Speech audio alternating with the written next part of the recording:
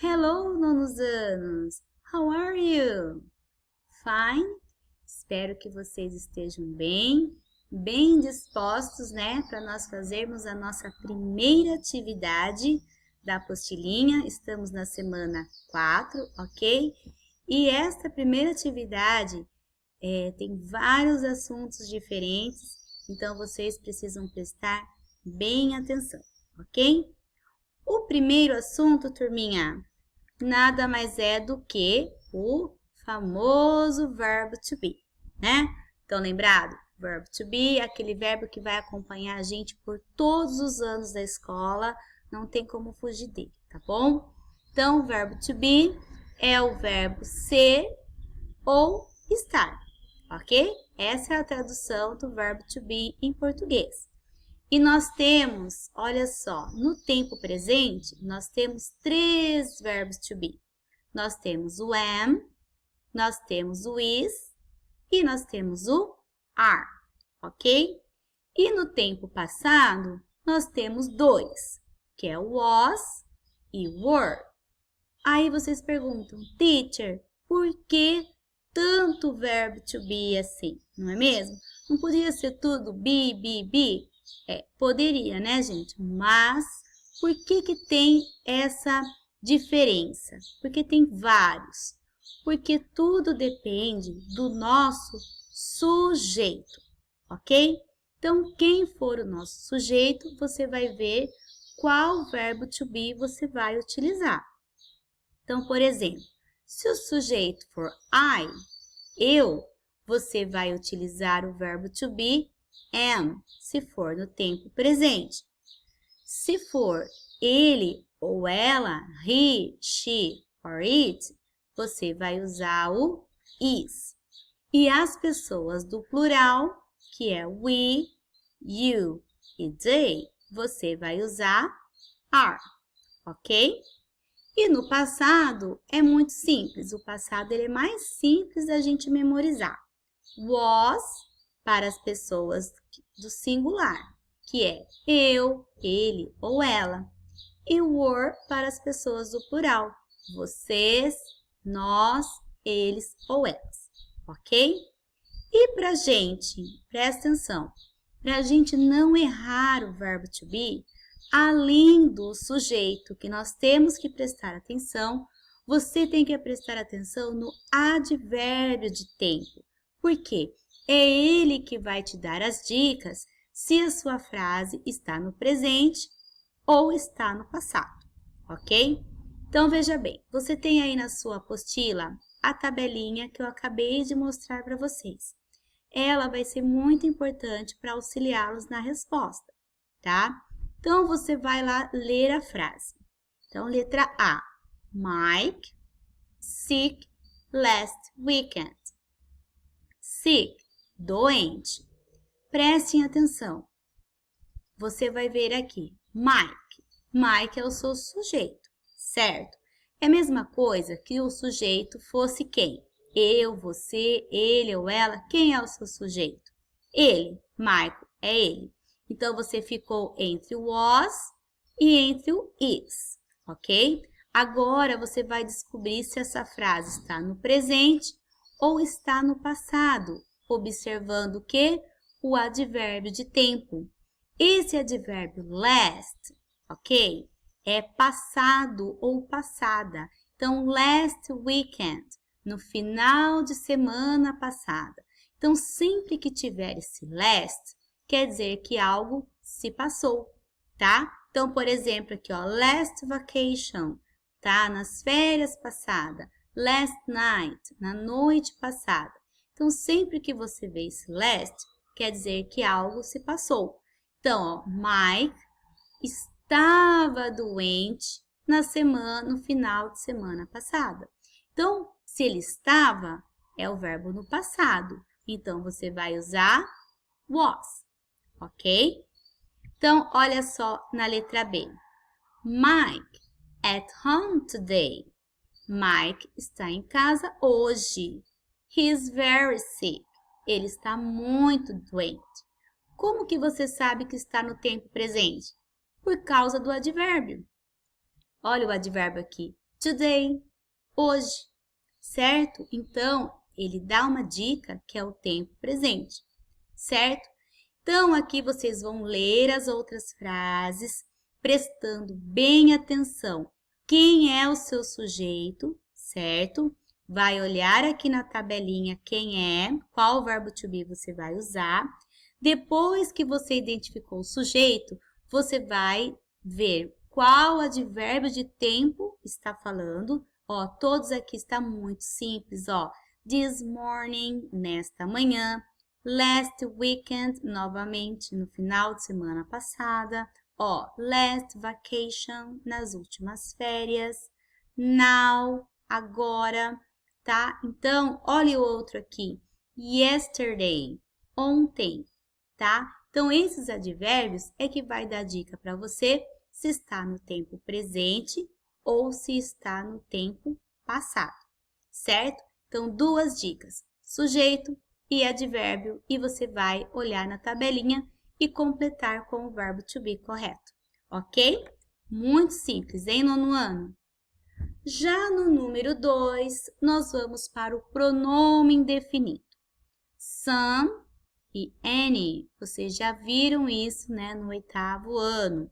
Some e any tem a mesma tradução, quer dizer, algum ou alguma, certo?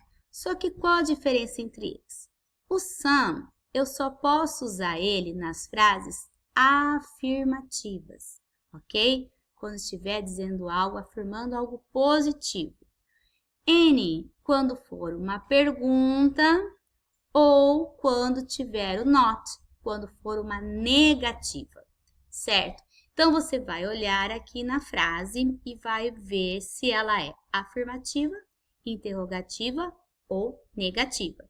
Então, olha a letra A.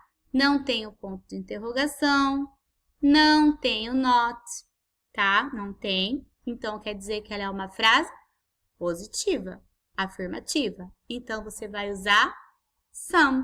Ó, I went to the movies with some friends last Saturday.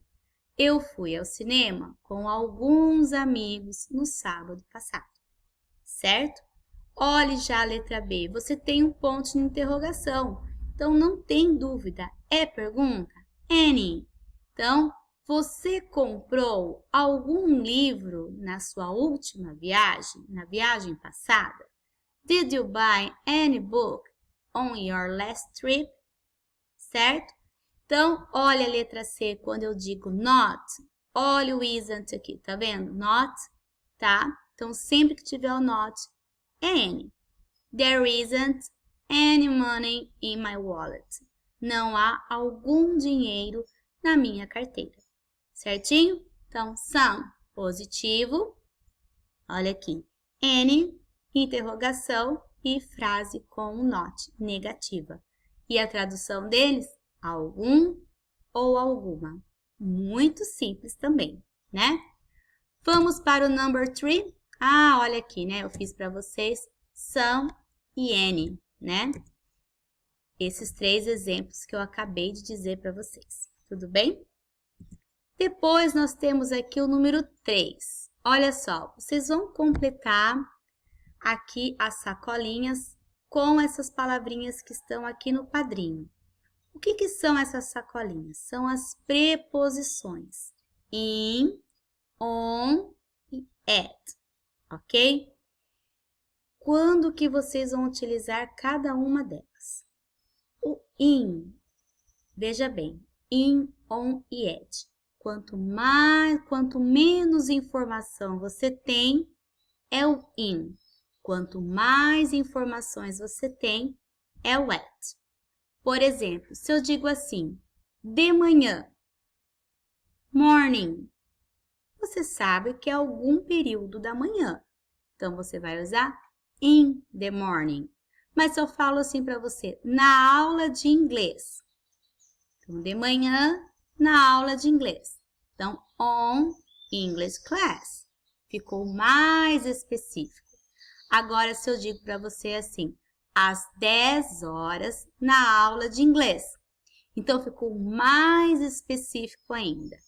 at 10 o'clock, ok? Às 10 horas.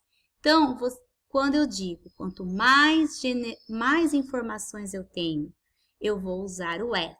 Quanto menos informações eu tenho, eu vou usar o in. E aquele que fica no meio, entre o mais e o menos, eu vou usar o on. Então, olha aqui, eu tenho aqui essa pirâmide para vocês verem. Olha só. Se eu tenho anos, por exemplo, eu tenho 1970, tá? Então, eu só tenho o ano, eu vou usar o in, porque você não sabe em que período do ano foi. Agora, se eu falo para você assim, foi numa sexta-feira, num dia da semana. Então, você já vai usar on, porque você já está sendo mais específico com a sua informação. Mas foi no Natal. Então, Christmas, at Christmas. Então, veja bem, in, você usou o ano. On, você usou o dia da semana. E at, o que aconteceu naquele dia da semana. Tá entendendo? Então, quanto mais específica for a sua informação, é o at. Quanto menos informação você tem, é o in. E aquele que fica no meinho é o on, certo? Então, olha aqui. Eu tenho Sunday, tá? Domingo. Você acha que domingo é uma informação muito geral? É uma informação super específica? Ou você acha que está entre o geral e entre o específico? Se for isso, você vai colocar on. Se for muito específica, at.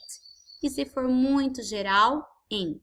Então, por exemplo, de manhã, que eu acabei de dizer, de manhã é uma informação básica, tá? Você não tem tantas informações assim. Então, você vai pôr na sacola do in, ok? Então, olha só. In the morning, de manhã, ok? Agora, se eu coloco assim, Sunday, que é o domingo, está mais específico, então é on Sunday, ok? At, olha só, porque at 3 o'clock p.m., 3 horas da tarde. Então, super específica a sua informação, 3 horas da tarde. E assim vai, olha aqui, evening, tá? Que é o noite, tá? O tardezinha. Você acha que é uma informação pouco específica, mais ou menos, ou super específica, tá? April 10. Veja bem, 10 de abril. Você acha que é uma informação com pouca informação, mais ou menos, que é o on, ou ela é super informativa para você, tá? Depois, January, janeiro, midnight, meia-noite, summer, verão, 2021, então, 2021, my birthday, meu aniversário, Tuesday, terça-feira, e dinner, jantar. Então, quanto mais específica for a sua informação, tá? Você vai usar o at. Quanto menos informações você tiver, in. E aquela que está entre o in e o at, que é o mais ou menos, on. Ok? Façam com bastante atenção. Vejo vocês na próxima lição, ok? See you! Bye, bye!